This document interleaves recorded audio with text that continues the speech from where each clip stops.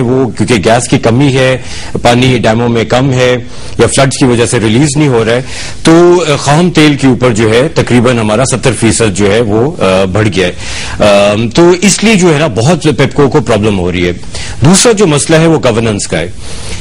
یہ 3 سال پہلے پرائم منسٹر صاحب کی اپنی مشاورتی کونسل میں، جس کا میں بھی حصہ تھا، ہم نے ان کو الرٹ کیا تھا اور ان کو ایک پورا منصوبہ بنا کے دیا تھا کہ آپ نے سرکولر ڈیٹ کو کیسے ڈیل کرنا ہے، اس پہ عمل درآمد نہیں ہوا۔ 1.5 سال پہلے پرائم منسٹر صاحب نے خود ان کی زیر صدارت میں انرجی کانفرنس کی اور فیصلے کیے، اور 1.5 سال سے غفلت میں بیٹھے انہوں نے اس کے فیصلوں کی اپنے فیصلوں کی عمل درآمد نہیں کی۔ تو یہ ان کا حال ہے، یہ ٹوٹلی گورننس ایک فیلئر ہے۔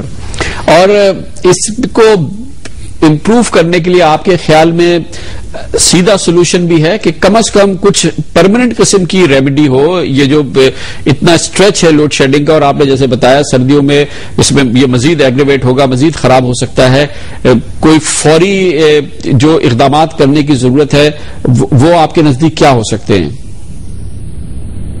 3-4 اقدامات ہیں کامران صاحب، جو ایک اہل حکومت اگر ہو تو وہ کرے، اور یہ معاملہ جو ہے کافی حد تک بہتر ہو سکتا ہے شارٹ ٹرم میں۔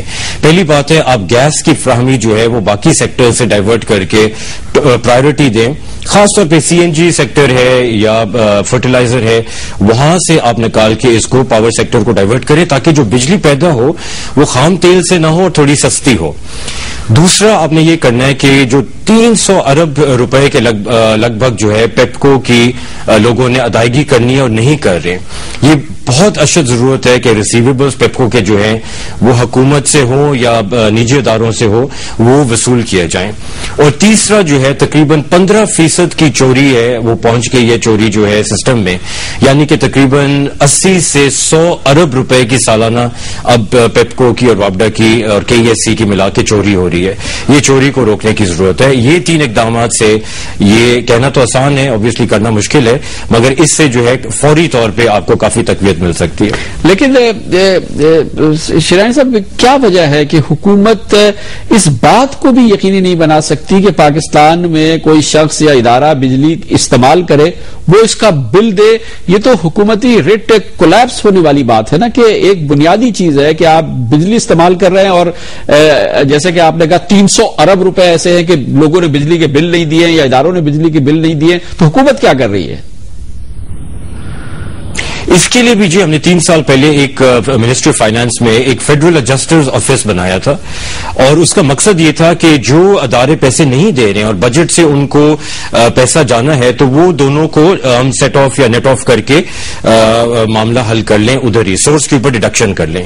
وہ بھی معاملہ رک گیا پچھلے سال 1.5 سال سے، تو یہ جب تک نہیں ہوگا تو یہ میرا خیال ہے یہ حل نہیں ہوگا اس کا۔ بہت بہت شکریہ جناب ثاقب شیرانی ہمارے ساتھ تھے اسلام آباد سے۔ مسئلہ حل نہیں ہوگا، عوام بھی اور حکومت بھی اور حکومت کے نئے اتحادی بھی کہ لوڈ شیڈنگ کا یہ مسئلہ پھر دروازہ کھٹکھٹائے گا، بہت زور زور سے کھٹکھٹائے گا آئندہ چند دنوں کے اندر، کیونکہ جو اقدامات لیے گئے ہیں یا جو قدم اٹھایا گیا یہ محض عارضی قدم ہے۔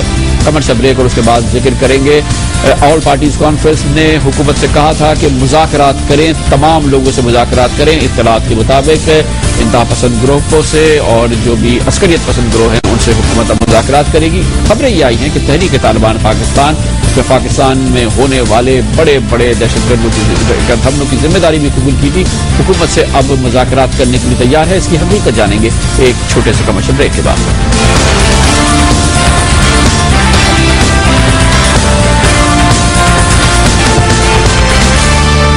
Welcome back. All parties conference نے حکومت سے کہا تھا کہ سب سے مذاکرات کیے جائیں، امن کو ایک اور موقع دیا جائے، جس کا مطلب یہ نکالا گیا تھا کہ قبائلی علاقوں میں جاری عسکریت پسندوں سے بھی مذاکرات کیے جائیں۔ اب اطلاعات یہ ہیں کہ تحریک طالبان پاکستان سے مذاکرات کے حوالے سے کوئی ابتدائی رابطہ ہوا ہے یا تحریک طالبان پاکستان کی جانب سے کوئی پیغام آیا ہے۔ تحریک طالبان پاکستان وہ جماعت ہے جس نے پاکستان میں ہونے والے اکثر اور بڑے بڑے دہشت گرد حملوں کی باقاعدہ ذمہ داری قبول کی ہے، اور اس نے یہ بھی کہا ہے کہ اس کی تحریک کا حصہ ہے۔ کیا ممکن ہے کہ تحریک طالبان پاکستان کے ساتھ حکومت پاکستان کوئی مذاکراتی حل ڈھونڈ سکے اور اس کا واقعی دونوں کے درمیان کوئی بڑے مذاکرات ہو سکے؟ یہ پوچھتے ہیں۔ اس کے لیے ہمیں جوائن کریں گے جیو نیوز کے ممتاز اینکر پروگرام چیرگا کے ہوسٹ جناب سلیم صافی سے۔ سلیم صاحب، کیا یہ جو اطلاعات ہیں یا یہ کہ یہ سوچنا بھی کہ افغانستان میں طالبان کے کارزئی صاحب سے ملاقات ہو جائے، مذاکرات ہو جائیں، کامیاب ہو جائیں، امریکنوں سے مذاکرات ہو جائیں، کامیاب ہو جائیں، اور پاکستان میں ٹی ٹی پی وغیرہ کے حکومت سے کوئی مذاکرات ہونے شروع ہو جائیں، وہ کامیاب ہو جائیں، آپ کو لگتا ہے کہ یہ واقعی ممکن ہے؟ نہیں کامران صاحب، میرا نہیں خیال کہ موجودہ حالات میں یہ ممکن ہے. جب تک افغانستان میں امریکہ اور اس کے اتحادیوں کی یہ پالیسی ہے، اور جب تک پاکستان میں پاکستانی حکومت کی یہ پالیسی ہے، اور جب تک افغانی طالبان کا یہ مائنڈ سیٹ ہے اور پاکستانی طالبان کا یہ مائنڈ سیٹ ہے، تو مجھے نہیں لگتا کہ اس کے ہوتے ہوئے کوئی پیچ اپ ہو جائے گا. مسئلہ رابطے کا نہیں ہے. دراصل افغانستان کے اندر افغان حکومت کا، امریکیوں کا اور نیٹو کے دیگر ممالک کا ہم وقت کسی نہ کسی چینل سے طالبان کے ساتھ رابطہ ہوتا ہے. یہ جو لوگ ایک دوسرے کی قید سے رہا ہوتے ہیں، تو یہ باغا کا معاملہ الگ سے ہے. 3 سال پہلے حامد کرزئی نے میرے ساتھ انٹرویو میں کہہ دیا تھا کہ میرا روزانہ کی بنیاد پہ مختلف چینل سے طالبان سے رابطہ ہو جاتا ہے، اور یہی معاملہ پاکستان میں بھی ہے. اگر دینی شخصیات کو چھوڑ بھی دے، انٹیلیجنس کے چینلز ہیں، بہت سارے ہیں، لیکن بات یہی ہے کہ ایک دوسرے کے مطالبات کو وہ کس طرح مان سکتے ہیں. قرارداد میں صرف یہ بات تو کہی گئی ہے، لیکن پاکستانی طالبان کا ڈیمانڈ یہ ہے کہ ان کے ساتھ، امریکہ کے ساتھ کوآپریشن ختم کیا جائے، ان کے خلاف آپریشن ختم کیا جائے، اور ساتھ تو اب وہ شریعت کا بھی ڈیمانڈ کرتے ہیں. تو نہ اس قرارداد میں کوئی ایسی بات کی گئی ہے، نہ کوئی روڈ میپ دیا گیا ہے، نہ حکومت نے اس کا کوئی عندیہ دیا ہے.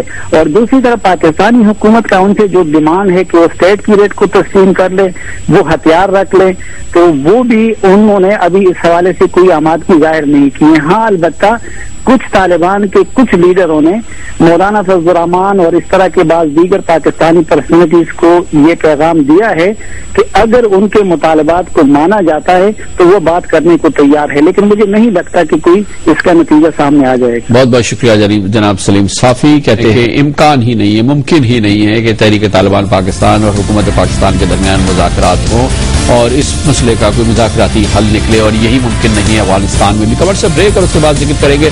حامد کرزئی ایک دور رس دورے پر ہے بھارت میں، لیکن وہاں پر بھی انہوں نے کہا ہے کہ بہرحال بھارت ہمارا عظیم دوست ہے، لیکن پاکستان جڑواں بھائی ہے. اس کا ذکر کرتے ہیں خبر سے بریک کے بعد.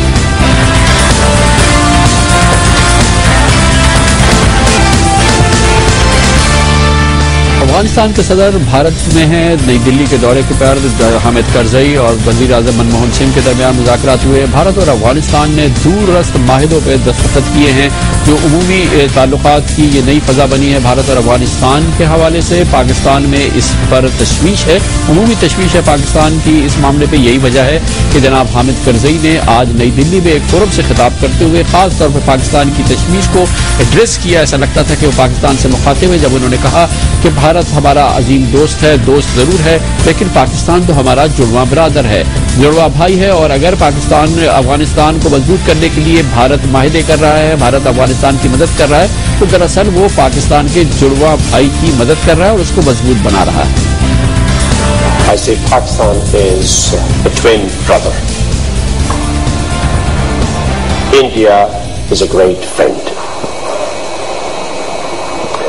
The agreement that we signed yesterday with our friend will not affect our brother.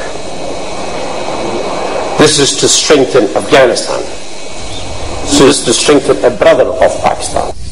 اہم بیان ہے حامد کرزئی کا، کیونکہ حالیہ دنوں میں انہوں نے پاکستان کے حوالے سے چند تشویشناک بیانات دیے تھے، لیکن پھر انہوں نے یاد دلایا ہے کہ دراصل پاکستان افغانستان کا جڑواں بھائی ہے. ہمارے آج کے پروگرام میں آپ شامل ہوئے. ہمارا سوال تھا مسلم لیگ، مسلم لیگ نون، ایم کیو ایم کی سیاسی خلابازیوں سے عوام کیا سبق لیں. یہی ہم نے سوال پوسٹ کیا تھا فیس بک پر بھی. ہمیں ایس ایم ایس کے ذریعے جو جواب آئے ہیں اس میں شفیق خٹک کو ہاٹ سے کہتے ہیں عوام کے لیے سبق ہے کہ دیانتدار قیادت لائیں اور پاکستان بچائیں. عدنان لاہور سے کہتے ہیں سیاستدانوں نے وتیرہ بنا لیا ہے کہ سیاست میں سب جائز ہے. نصیب اللہ کوئٹہ سے کہتے ہیں تمام جماعتیں اقتدار کی بھوکی ہیں، حقیقی تبدیلی لانی ہوگی. عاصم एजाज जेलम से कहते हैं तमाम सियासी जमातें गुत्थम गुत्ता हैं, उन्हें अवाम की कोई परवाह नहीं। राना फैसल रावलपिंडी से कहते हैं अवाम के लिए सबक है कि सड़कों पर एहतजाज करे। फेसबुक पे जो हमें जवाबात मौसूल हो रहे हैं उसमें इमरान खान कहते हैं नाम निहाज सियासतदानों ने पाकिस्तान को यरगमाल बनाया हुआ है, उनके कौल और फेल में तजाद है और अब तब्दीली का वक्त आ चुका है। हुर्मत फायजा भट्ट कहती हैं